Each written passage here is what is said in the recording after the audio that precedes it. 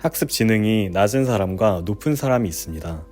학습 지능이 부족한 사람은 같은 내용을 들어도 나 이거 이미 아는 건데 이거 책 괜찮은 책이네, 그냥 이렇게 넘어가는 사람이 있고, 학습 지능이 뛰어난 사람 같은 경우 이거 저번에 봤던 내용이고 좀 비슷한 것 같긴 한데 뭔가 새로운 내용이 있을 것 같은데 어떤 건지 한번 이거 깊게 이해해보고 적용을 한번 해봐야겠다, 이런 식의 태도를 가지고 있는데요. 전자와 같은 경우 책을 읽든 강의를 듣든 자신의 틀 안에서 계속 반복하게 되기 때문에 새로운 정보를 감지하지 못하며 전혀 발전 없이 인생에서 같은 경험을 쳇바퀴 돌듯 하게 됩니다. 후자의 경우에는 점점 더 발전하며 삶이 더 나은 방향으로 변화합니다.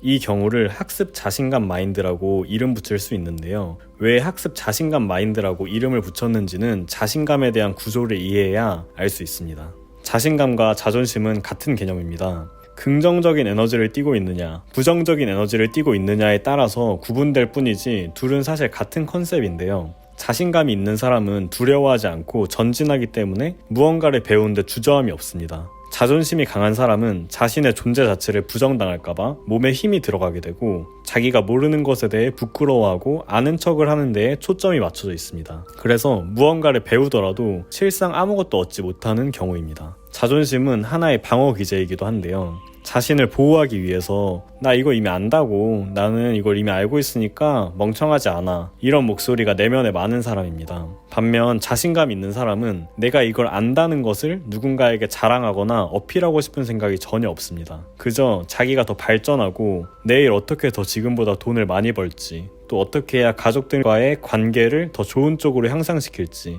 내면의 평화를 어떻게 얻을지에 대해서 연구하면서 적용하는 데 초점이 맞춰져 있습니다. 사자들 우리에 병아리 한 마리가 들어간다고 쳐보면 병아리는 이렇게 말할 겁니다. 나 건들기만 해봐, 나 힘 세거든, 이런 식으로 큰 소리를 치면서 제잘 되겠죠? 근데 실상은 떨고 있습니다. 잡아먹히지 않기 위해서 큰 소리를 내고 보잘것없는 자신을 부풀리기 위해서 여러 가지 수를 쓰게 됩니다. 하지만 반면 병아리들이 있는 곳에 사자 한 마리가 들어간다 쳤을 때 사자는 자신을 어필할 이유가 있을까요? 내가 마음만 먹으면 병아리들은 내 상대가 되지 않는다는 생각이 있는데 굳이 내 팔 힘이 얼마나 강한지, 내 이빨이 얼마나 날카로운지 이런 걸 티내려고 하지 않습니다. 자신이 강하다는 생각이 충분히 있으니까요. 사람도 마찬가지로 자신 자체에 근본적으로 자신감이 없다면 뭐라도 과하게 확대하고 자기의 잘남을 자랑하려고 하는 습성이 있습니다. 아는 것이 나오면 배운다는 생각보다 내가 안다는 사실을 사람들에게 알리고 싶어 하는 거죠. 발전을 위해서, 새로운 정보 습득을 위해서 우리가 가장 먼저 버려야 할 생각은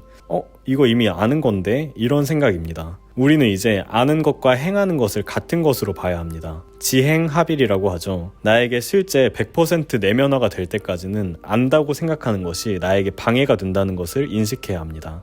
나 이거 이미 아는 건데, 이렇게 생각하는 것의 원인은 많이 아는 것이 똑똑하다고 보는 사회적 시선이 존재하기 때문인데요. 분명 과거에는 대학교에 들어가고 유학을 가서 해외 도서관이나 대학 기관에 들어가야만 정보를 얻을 수 있는 시대가 있었기 때문에 분명 많이 아는 것이 똑똑하고 지식이 풍부한 사람일 확률이 높았습니다. 그러나 현재는 인터넷의 발달로 인해서 정보가 보급화되고 단순 검색 하나로 수만 가지의 정보가 나오는 시대입니다. 더 이상 많이 안다고 똑똑한 시대가 아니라는 것이죠. 이제 많이 알아야 한다라는 구시대적인 발상과 사회적 시선에서 벗어나서 정확하게 알고 내가 적용할 줄 안다에 포커스를 맞춰야 합니다.